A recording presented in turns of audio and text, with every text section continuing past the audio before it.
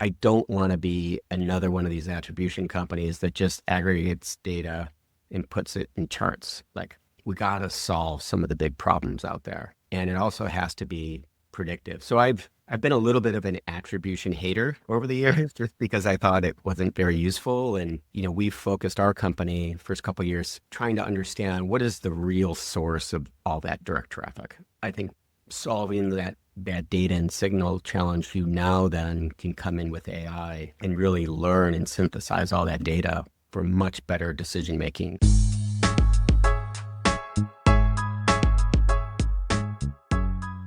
What's up, everyone? Today we have the pleasure of sitting down with Chris Golec, founder and CEO at Channel 99.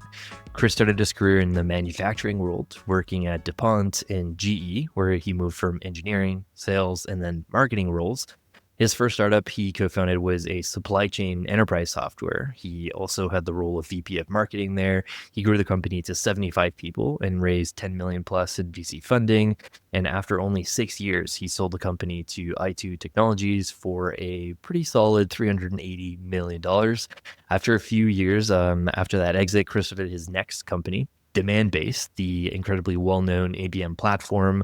Along a 13-year journey as CEO, he would create and lead the category of ABM software, hiring more than 1,000 people along the way and crossing the elusive 200 million in revenue milestone.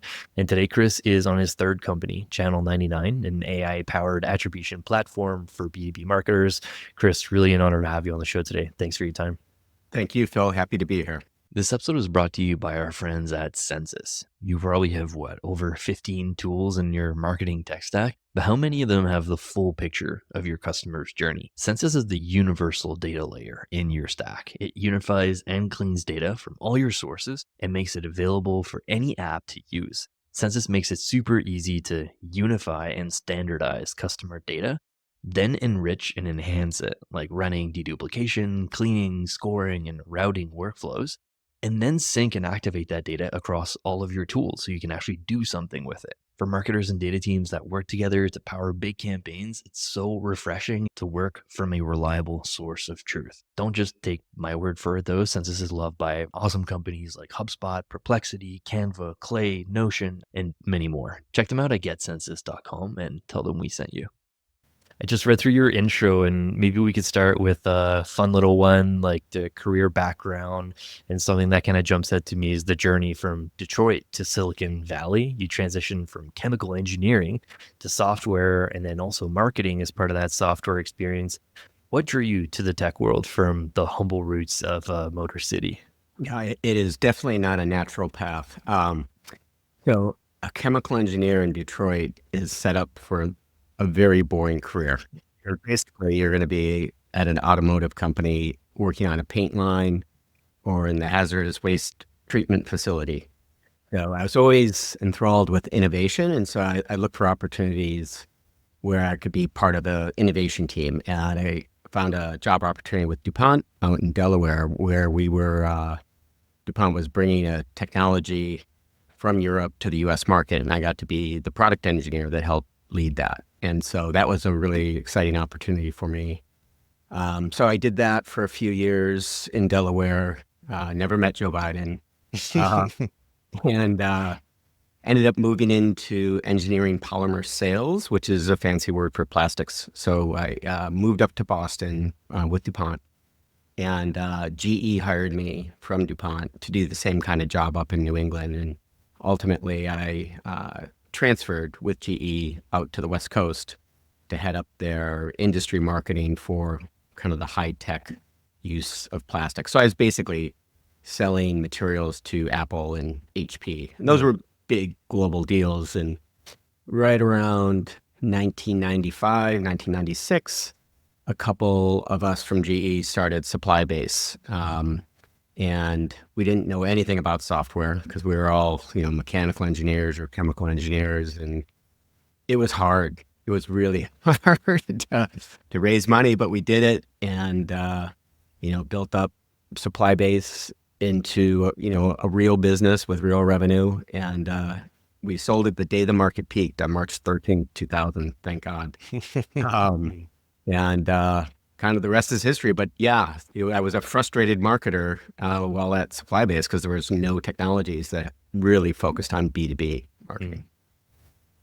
Very cool. One thing that like came up in a lot of my research before our chat, and like obviously diving into demand base, is familiar with the name of the company. I was a customer once, and obviously like you guys kind of pioneered the ABM category.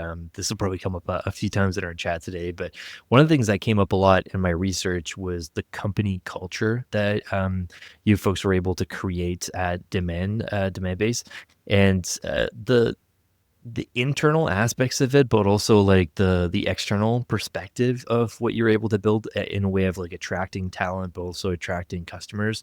Maybe talk to us about like the company culture and the role that that played in the success of demand base. That's a great question. Building a great culture is hard. Yeah. It takes years, and you really have to invest in it. And so it was very early on. I really wanted to work with people I wanted to be around and build a great culture. And I didn't know really what that meant. And so we kind of learned along the way. But it has such a huge impact in attracting and hiring great talent, retaining talent. And, it's not about free snacks on Fridays. It's about, transparency across the company. It's about having personal relationships with everybody in the company. And, when we would do team events, we would always center around like some kind of philanthropic activity. And that really brought people together. That was one of the really key differentiators. And so, fast forward to, from 2010, kind of when we set on that mission to 2016, we were number 10 in the US on Glassdoor out of 500,000 companies in terms of ratings. So it really paid off. And then after that period, every year we won kind of best places to work in the Bay Area. And, you don't buy those awards. Those are all surveys and employee satisfaction, reports. And it was a huge accolade for everybody that worked at the company. It wasn't me. It was the whole company that really, invested in it. Give me an example of like one of those team events that had a philanthropic sort of topic to it. I remember seeing a few of them, but what's the most memorable one maybe?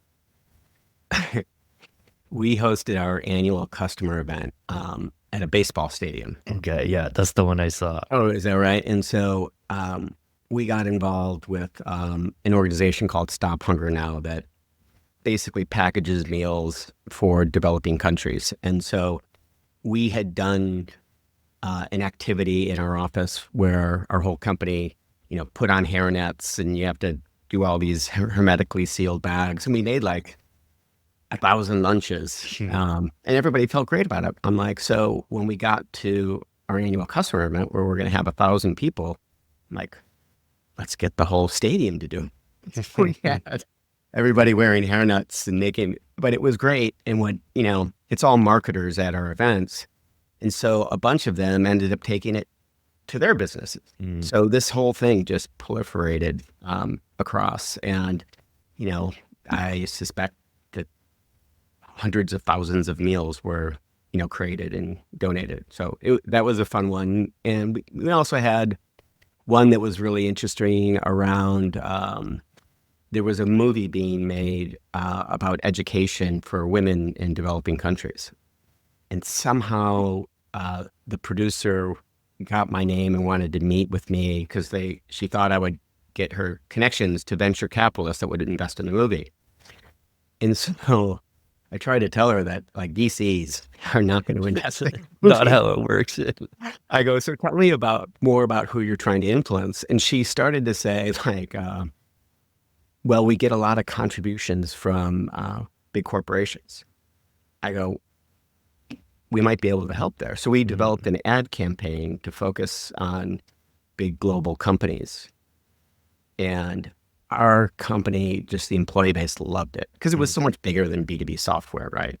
And so that was really fun. I always looked for things like that had really big reach and, big meeting. And we went on to do other things like Challenge Athlete Foundation. We got pretty involved with. I got more engaged with that organization, but it's really a good rallying thing for the company and the culture. When do you think at like this stage of company do you start to really start thinking about investing in culture? Is it like a day one thing? How can we really like set ourselves up to be different so that we can attract talent? Is it once you've got like a bit of emotion, series A's in the bag, then you're starting to like think about that? Like, is it a day one thing for you? Like walk us through that. Yeah, it's so important to me personally. So it is a day one thing, but yeah, but to your point, like a Series A is always a good opportunity because that's the time when you really want to start thinking about maybe an HR person Hmm. around the hiring and recruiting. But when you're under 20-ish people, you just got to own it. And, life's too short. People want to be around people they'd like to work with, right? And, you know, we'll get to kind of remote work a little bit later, but that gets a little bit harder when everybody's in different places. So you got to make extra effort to bring people together at certain points during the year. Yeah, maybe we can jump to remote work now. Like, I'm curious to get your point of view on this. Like, getting to grow and build demand base pre-pandemic, pre a lot of the world was remote, and getting that experience of trying to make things work while a lot of folks were from working from home. Like, personally, I'm an advocate of distributed work when done right. I think there's a lot of ways of doing it very poorly. I always thought I'd leave Canada at one point in my career to move to the Bay Area to work in tech for the coolest US companies. But even before COVID, I discovered the possibility of working remotely, staying close to family and friends in Canada, and having that flexibility to set my own hours and still work for cool, amazing companies in the US. So, like, despite the successes of our own companies like GitHub and Automatic and Atlassian, Zapier, Deal, Buffer, like, there's so many of them. Like, there's still plenty of failures along the way in companies that returned to office or had like a hybrid policy after going all in on distributed work. What's your point of view on remote work, Chris? Yeah, it's complicated, right? It's because there's so many different factors, right? Yeah. Depending on the role. Like engineering talent, they often do work independently. I think experience or age can be a big factor. Like if you're Mhm. just out of school and you've never learned how to run a meeting, you don't know how to do presentations, all those things, those are factors. There's also an important factor are is the individual good at working at home? Because there's a lot of people that screw off and are not very present, and so yeah, and you got to have individual desire. There's a lot of people that don't like to work at home. Mhm. Like I'm fine with it, but I prefer to be in the office. It was interesting. Just before the pandemic, at the band base, we did like an exec team offsite. It was one of these personality introvert extrovert tests. Mhm. And so when we talked about remote or back in office, it was split right down the middle. Those of us that were more extroverted wanted to be in the office, and those that were more introverted wanted to be at home. It was clear, Yeah. which is fine because you got to have both Right. types of folks. And the last piece of it, I think it depends on the stage of a company too. I think it is really hard to start a company and have everybody be distributed where you can't get together at a whiteboard and map things out. So I think there's some benefits there. But, our company is, we have 3 to 5 of us here in an office in Sausalito. And then we have, another half dozen to a dozen people in Seattle and in Utah. And we're generally on the same time zone. So that works out pretty well. So still offices, like, do you guys have regular times during the year where you'll all meet up in one spot? Yeah. Yeah, yeah, exactly. We may move it around a little bit, and we'll try and get together, 3 times a year as a company, Mhm. and then individual groups will get together more frequently.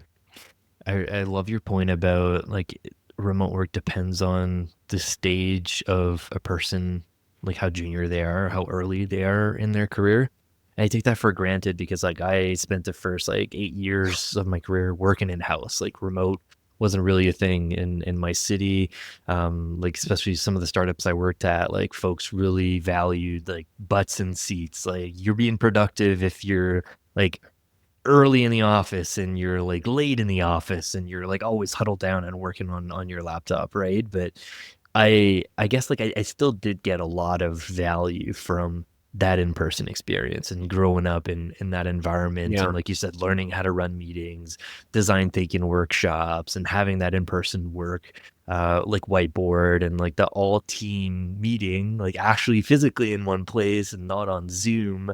And so like it does help that experience now, and I can bring it to a distributed workplace. But it's crazy because like some companies are remote and distributed from day one. And what I found interesting is that like my first real remote job was with Close.io, CRM company, and Mhm. like they're famous for being like bootstrapped, small team, and remote first, but they don't really hire a lot of junior people. It's all like 10 plus years into their career. They're seasoned, they're like expert practitioners at one thing.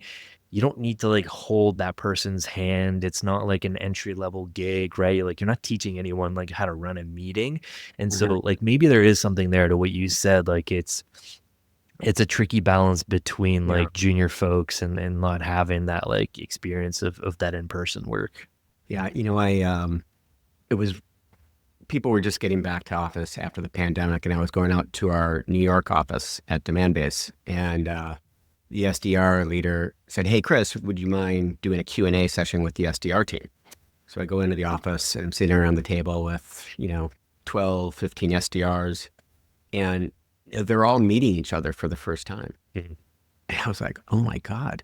And so as we were talking, they were like, so Chris, do you have any recommendations? And I go, yeah, I'd get your ass in the office. Great. Because but my reason was totally different than what we've been talking about. And it's, you know, you learn so much from one another as, kind of a newer SDR. And so many great relationships are formed over the years, socially. And like, person sitting next to me could be your best friend next year. You don't even know Mhm. it. Like, and so part of the value of the culture at Demand Base is we did have like such strong bonds, and kind of that family atmosphere. And you don't get that if you're not with somebody, in the same space. It's not the only reason to come in, but SDR teams also learn so much from one another, hearing each other on the phone and sharing, you know, different objections and how they handled it and things like that. Mhm. Yeah, the water cooler conversations and Exactly. yeah, stuff that isn't easy to replicate on Slack. But you mentioned hiring too, and how that's different in a remote world. I'm curious to ask you about your hiring advice here because you like clearly hire over 1,000 plus people in your career, like probably just at Demand Base, right? Would love to ask you like don't have to name names, of course, here, but like what are some of the most memorable mistakes that you've made when you were hiring and maybe some of the best decisions that you've made? And what were some of the commonalities between the mistakes and the successes? Yeah, that's a good question. Mistakes, probably doing insufficient kind of back channel references Mm, on somebody. Um, I had some challenges hiring like great VP of engineering. Like, while I'm a chemical engineer, I don't have tons of software technology depth. And, mhm, doing it all over, I would always, now I'll pull in like outside advisors that do have that depth to assist there, because having an engineering leader with great technology depth attracts talent and retains talent. And so that was certainly a mistake. And I think successes, it's, meeting people in person and making sure they're a good culture fit, and, them personally. I think makes a big difference. And it takes a little bit more work if you have to, you want to meet everybody in person. It's a difference. And, in this kind of remote world, we went at Demand Base where you might hire one person with 5 candidates for a particular job. And during the pandemic, we were hiring, you know, 1 out of 2. And so, like, what happened? Like Mm. the quality of people just go up 2x? I don't think so. So like, what is that candidate quality, jeopardized when people aren't having those in-person interviews? So I think that's Mhm. still a key factor, and people should really, you know, put some importance around that. And that's, of course, there's so much good, referenceability on certain people, or there's, strong referrals. Yeah, what are some of your favorite ways to back channel those referrals? Is it just looking to see if you have a first degree connection who's connected to a previous manager or like a previous coworker that would have worked with that person, and you just like ask them like, hey, is this person legit? Like, how was your experience working alongside them or something like that? Yeah, yeah. Well, and I guess when you're as old as me, you know, a lot of people, but just coming up through all these venture firms, I Mm. typically, when I see where a person worked, I can get to that person, somebody that worked with that person, up through the VCs and across the portfolios and then down into the company. Or I might know somebody direct. But I think those are really, really important to do. And, you know, it's a huge red flag when you can, find something that, where somebody's willing to share something that, might not make sense for your company. And a lot of times, it goes both ways. Is the job the right job for the person? Mm. Yeah, they still might be great at a particular function. It's just not a good fit. What advice do you have for marketers in this like weird job market environment right now? Like it's no longer the COVID like era of people like leaving jobs and like the they called it like the great resignation. Like it's a weird job market right now. I have a lot of friends that were laid off that are looking for jobs. A lot of people just like going the fractional route and just like advising or freelancing. Some people like me are just becoming podcasters. Like, what advice do you have for marketers in this weird market right now? This is just came up a couple weeks ago. I was at a conference with marketing leaders at Norwest, a large venture firm. So there's probably 40 people in there, and people were joking about candidates using AI to generate their presentations and their materials. Hmm. And everybody's so sensitive to it, they immediately won't hire somebody that just because they didn't try hard enough, is Yeah. kind of the gist of it. And so I think it's great to use AI, but, you know, make sure you put your own spin and effort to it, because that makes a big difference. And then just overall, I think it's really important for marketers to recognize and be transparent of what they're really good at versus what they're not good at, because it gives a lot more credibility. And I think certainly as marketing leaders, you know, I'm trying to think if I've ever met somebody that's really great at brand and also really great at operations. They're Mm. kind of two different people, right? Yeah. And Yeah. so, and you got to have both. And so a lot of times, like hiring CMOs, I was always looking for, somebody that could recognize those differences. And at Demand Base, I had the pleasure of working with Peter Isaacson, who's now, moved on to a different company, but he was fantastic. Came out of Adobe, really sensitive to brand. He wasn't a designer, but he knew how important it was. And he was also good on the operations side. And he was able to build a team, that was very specialized in all the different disciplines. And that's how, marketing is so different than sales. Sales, you're scaling on the same kind of function and Hmm. abilities. And marketing, you scale based on specialization. It's just so different. And that's why I always think it's funny when somebody tries to hire an executive to do sales and marketing, because I'm like, oh my God, they're so different.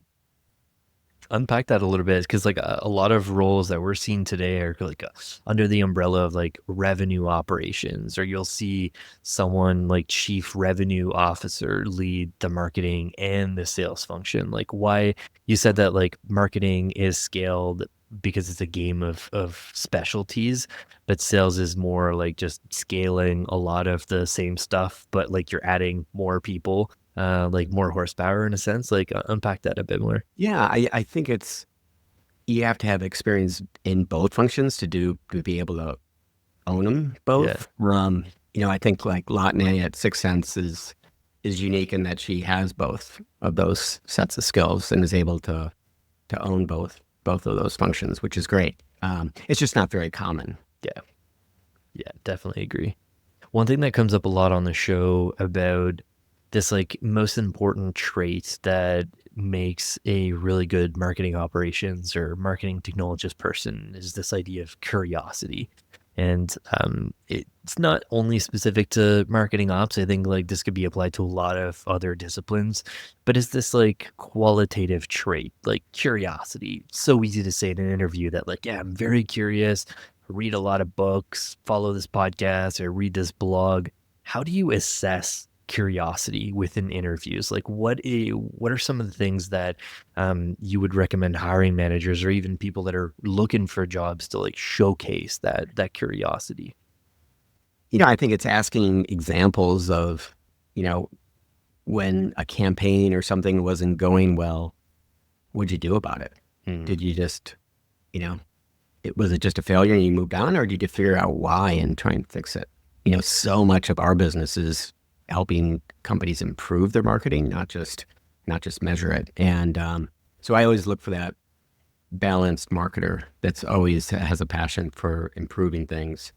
And marketers like to celebrate success, but they also shouldn't run from things that aren't working or not be transparent, because I do think it's really important to figure out why things aren't working and what adjustments can be made to make improvements. This episode is brought to you by our friends at Knack. I have the amazing pleasure of chatting with some of the greatest minds in marketing operations, but you'd be shocked at how many of them have the same issues when it comes to their campaign creation process.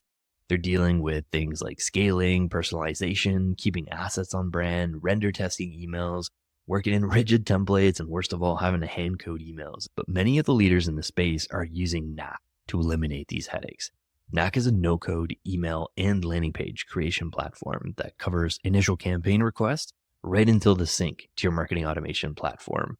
Knack improves the whole campaign creation process by bringing the building, optimization, testing, collaboration, and also translation functions all in a single spot. So you don't have to jump around and coordinate feedback between a bunch of different people or wait on developers for very simple edits. Because at the end of the day, marketing ops folks want to focus on process and efficiency.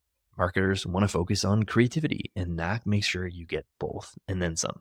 Check them out at knack.com. That's KNAK, and tell them we sent you. Yeah, let's dive into that a bit more. I find that interesting because I I definitely have been guilty of that for sure in my career. It's easier to stand on top of like your successes and post that in general Slack, and everyone like celebrates that big campaign win. But oftentimes there's this like culture of fear in companies that I've worked at where there was this big bet that you wanted to do, you told a bunch of people about it, you have the results from it, they're not great, and you're like kind of sliding it under the rug and hoping that not a lot of people are going to ask about that. Do you think there's like as much to gain? You kind of said this already, but like from sharing the failures and like the learnings across the company so that we don't repeat the same stuff over again. And how do you foster foster this culture of acceptance of failure so that people can share freely? Because a lot of folks, especially in this market right now, like I've got 2 campaigns that were a great success, one that was bad. Like, I'm gonna, like, shine the 2 good ones and not the bad one. I don't wanna lose my job. Like, how do you foster that culture? Yeah, that's a good question. It's I do think if you share the things that aren't performing well, it makes the other things that are much more credible. Because the reality is marketers are generally really good at repackaging bad results. I do it like when I go to, if I'm presenting to an investor, like, you want to present yourself in the best way. And, but I do think when you say like, this is an area we need to work on, or we have to focus here, it does give the person and the company that much more credibility. Yeah, such a good point. I think of like the meme where the marketing manager is speaking in front of a boardroom and he's got like a bar chart and revenue's going up, and the marketer is just like, this is because of all the stuff that I did. And then the other bar chart is going down in revenue, and the marketer's just like, external events created this. Like, this is not our fault. External factors, yes. Yeah.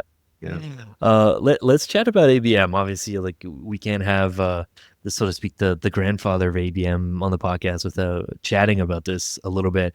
Um, Obviously, ABM has evolved significantly in the last like several years.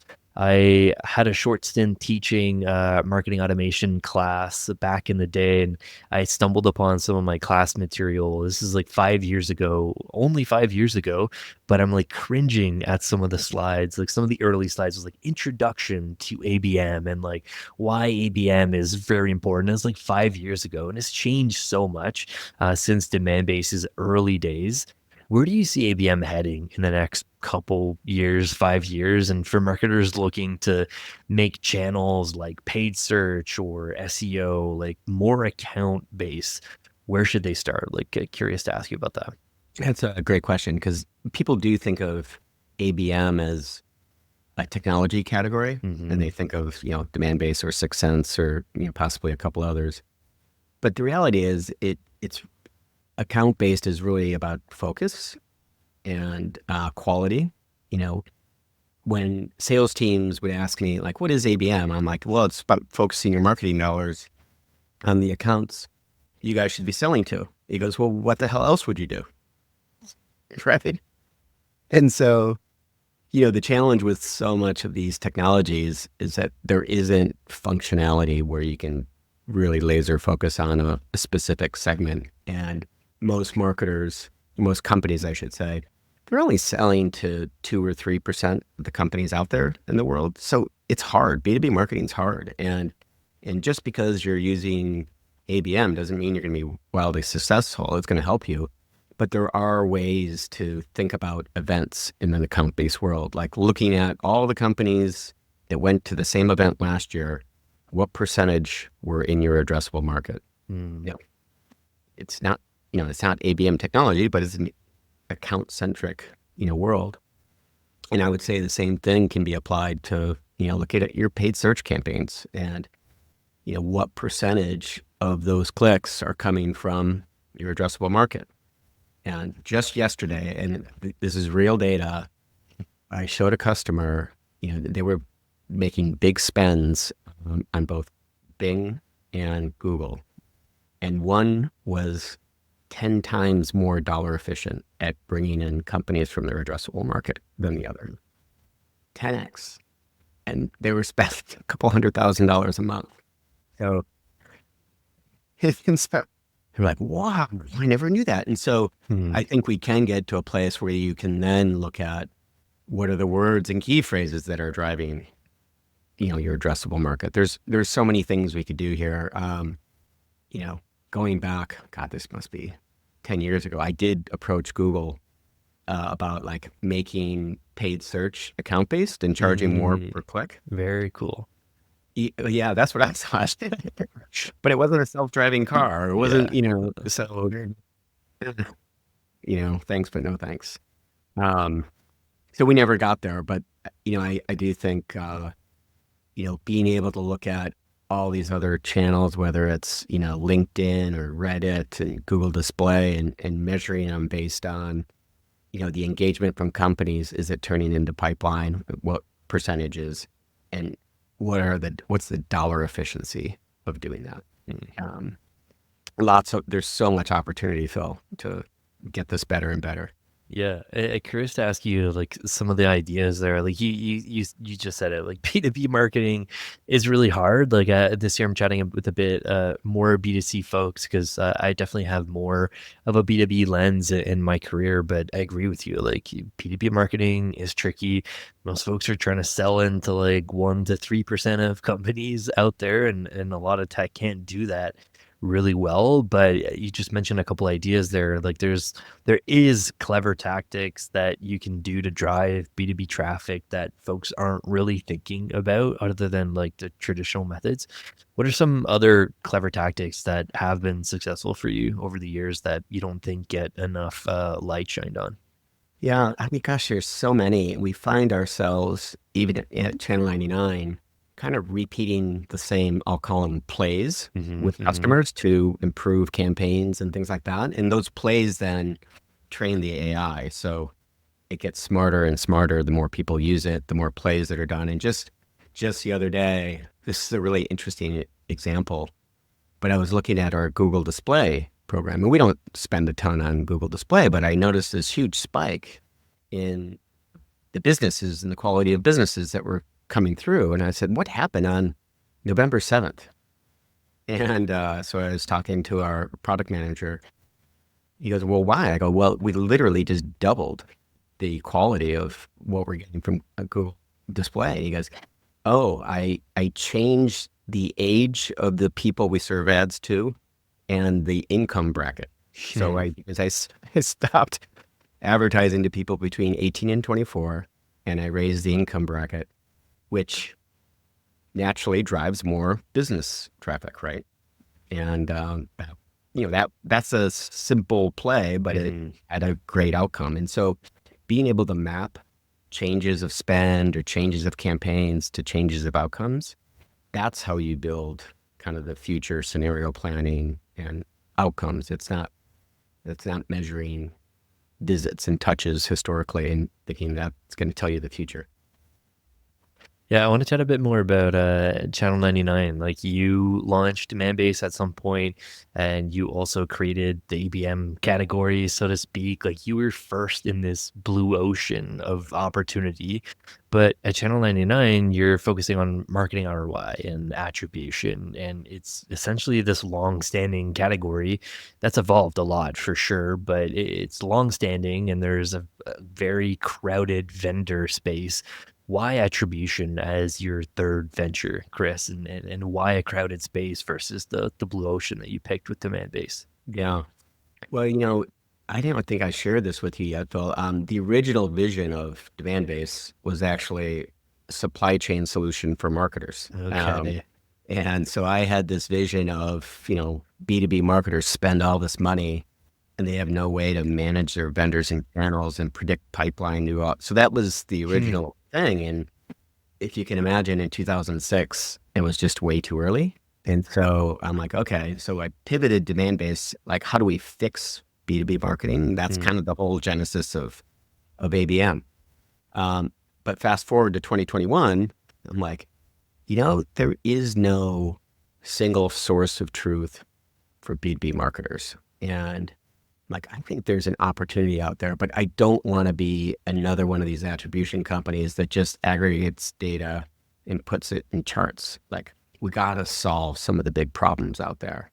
And it also has to be predictive. So I've been a little bit of an attribution hater over the years, just because I thought it wasn't very useful and it looked at only 5% of the customer signal, wasn't predictive.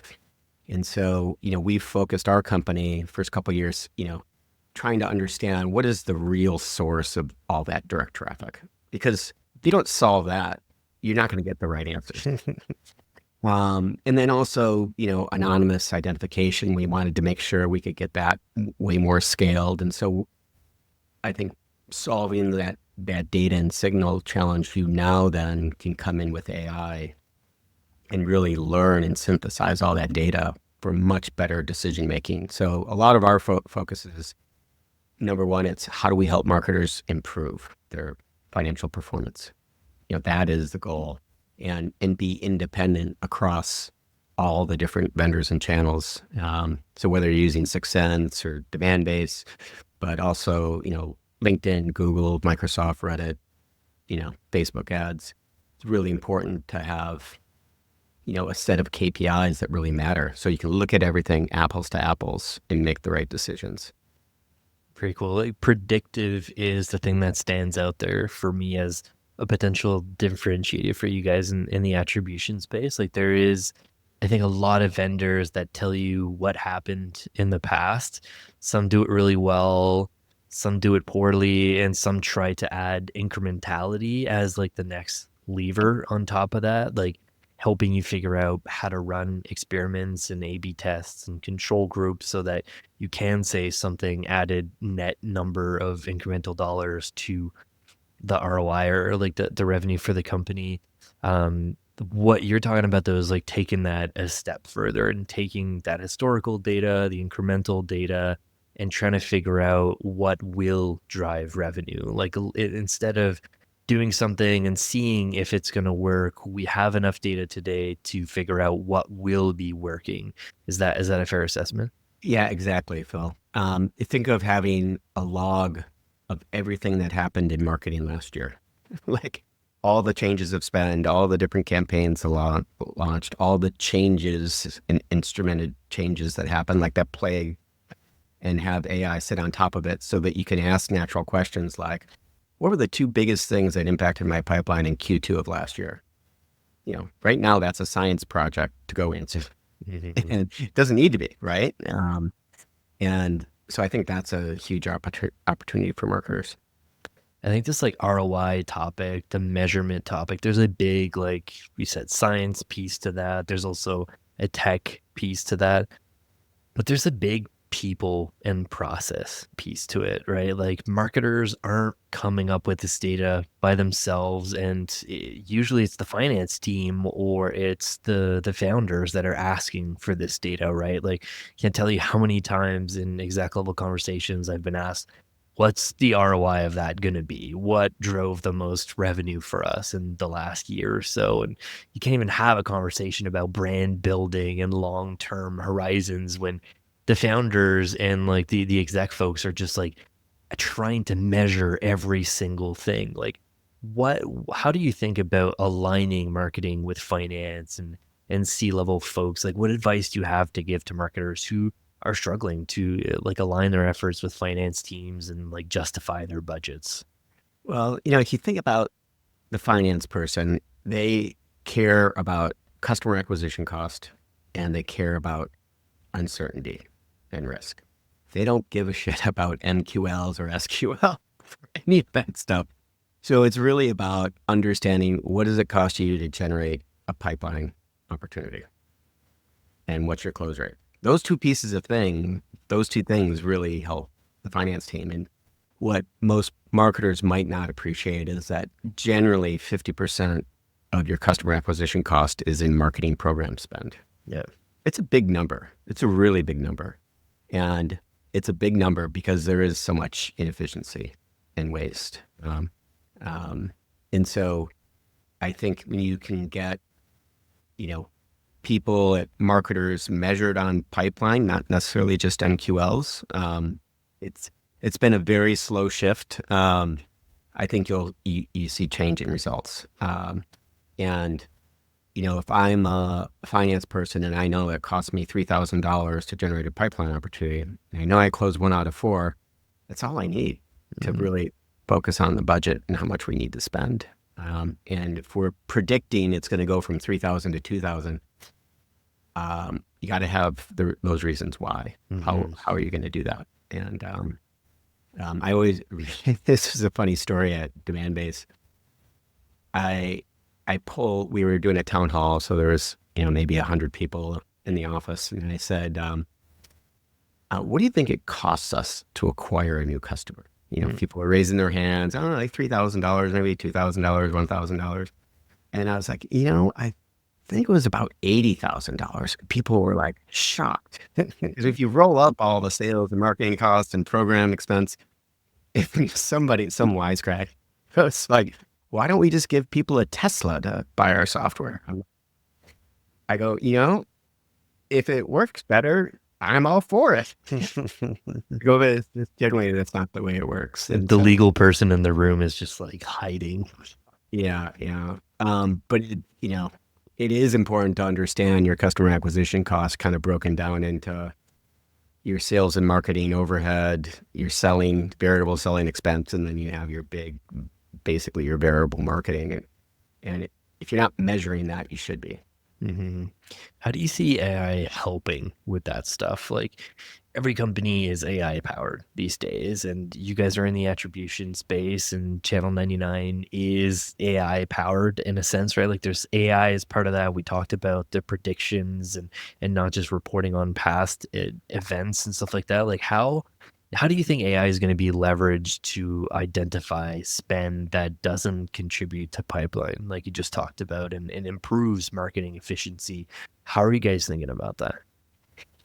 It's a good question. I keep on finding, I mentioned this earlier, like the plays, like a lot of times we have customers, if they're using demand-based, they ask me like, hey, how would you, this demand-based program isn't doing very well. What do you think, Chris? And if I dig into it to find out why it's not, I'm like, well, your audience is really small companies to really large companies. I go, if you segment this audience and use demand-based just for the larger businesses and take all those small companies and use Facebook ads, you don't have to spend any more money.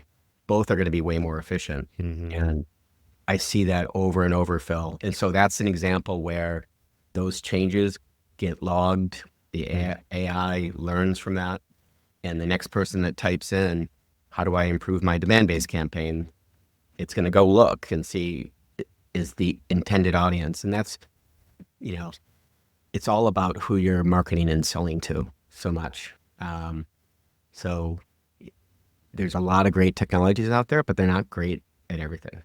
And, I could see a future where I upload an audience of 100 companies and the AI tells me what are the most effective vendors at reaching and engaging those accounts. I mean, it's coming. So, but it's not just which vendors, it's if I put in another 10,000 into, LinkedIn, what can I expect, based on historical results and based on benchmarks and things like that. You mentioned that like your first entrepreneurial venture, supply base, and like the first version of demand base was like too early for the market. Like you were a bit too early, like people weren't ready for it. Do you think people are ready for AI taking over a lot of these things? Like how do you foresee, and maybe you've already done some of these things, like in sales conversations where you're talking to marketing leaders and CMOs and you're just like, AI is going to tell you what is going to happen with the next $100 that you put in LinkedIn or Meta. Like, how do you deal with the objections of people saying like, I'm not ready for AI to like make those decisions? Like, I don't know if I trust it yet. Like, I've got a data team or I've got a marketing ops team that's telling me differently. Like, how do you compete with those like objections in this like AI powered world?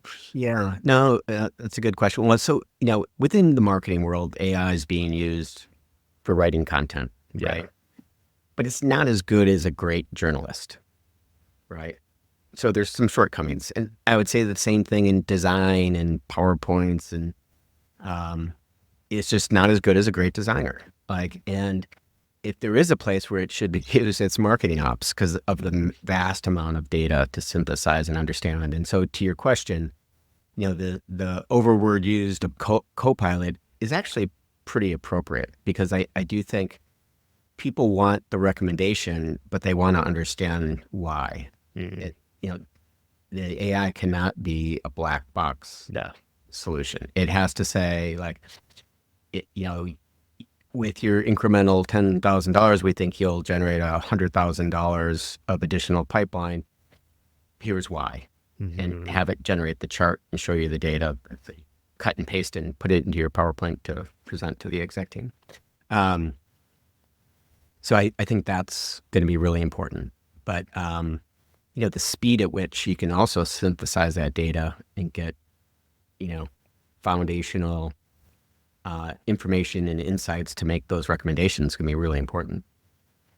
Very cool. I love the point about AI can't be a black box. Like you can't trust that black box. I think like AI black boxes have been around forever. Like my first taste of it was like AI powered lead scoring tools. And I think like Mixpanel had one of the first ones and Mad Kudu, and like they couldn't tell you why. It was just like, just trust us. This is a good lead. And like part of it was just like proprietary, I guess, and why it was a black box. But that helps so much with that objection of just like, we're going to tell you why. Like, here's all the data points and here's the historical data on why those data points led to those conversions. And I think that's a really good step in the right direction for marketers and marketing ops folks working with AI tools. Yeah. Well, and we saw the same thing years ago at Demandbase where, you would rank accounts based on intent, and you'd score them on which ones to prioritize. And it was really important for customers to understand, why did this score so high? Yeah. And it's, it's fit, but it's also, they have these technologies. There's a trend in their company reading information about this and this and this, and this is why. If we would have just said the score, it wouldn't have been good enough. Yeah, let me click on the score and see the activity log and ranked by like color. What were the most like important features in that model? And yeah, I think that's the right way to think about it. Chris, has been super fun. I usually ask this last question to everyone that's on the show. You're obviously a 3-time founder, incredibly successful entrepreneur. You're a CEO, I think a marketer at heart throughout your career. And building tech for marketers, but you're also a father. You're an avid outdoorsman, mountain biker, skier, hiker. You got a ton of stuff going on in your life. One question we ask everyone on the show is, how do you remain happy and successful in your career? And how do you find balance between all the things you're working on while staying happy? Yeah, good question. Well, I'm happy at work because I love innovation. I love building things, and I always have something cooking. So it is kind of that work hard, play hard mentality. And the reality is, startups are hard. And I'm sure everybody that might be listening at a startup knows that you go through lows, and they're important because it's how do you come out of those, and it's the lows that make that highs way better. And so that can be really gratifying. And I just love kind of the building company thing, because people couldn't believe it when I was leaving Demand-Based to start Attribution. Yeah, at first you announced it on LinkedIn because I was looking through like old posts, and then I was like only like 2-3 months after, you're like, yeah, I'm starting something new, believe it or not.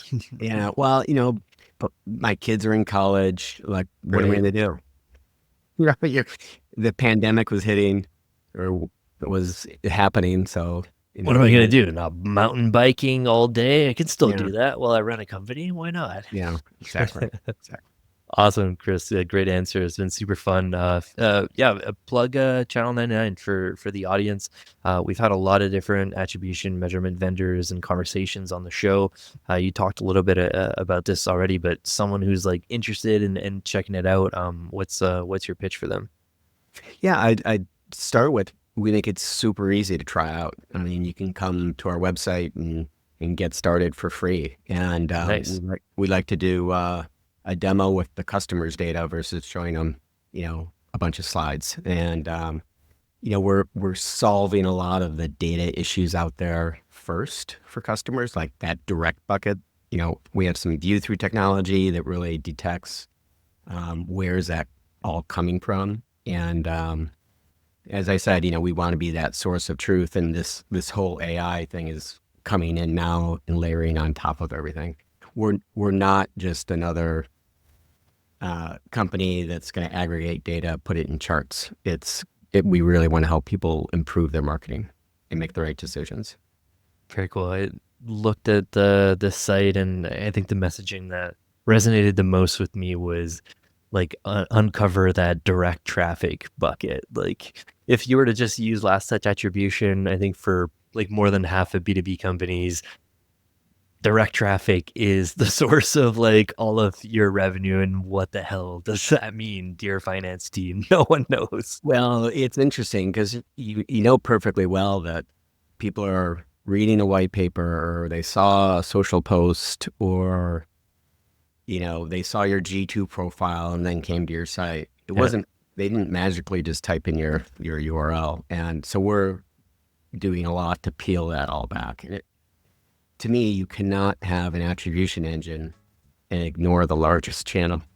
Like, you just can't. And so we're having some fun with it. And I'm kind of surprised it hasn't been solved earlier.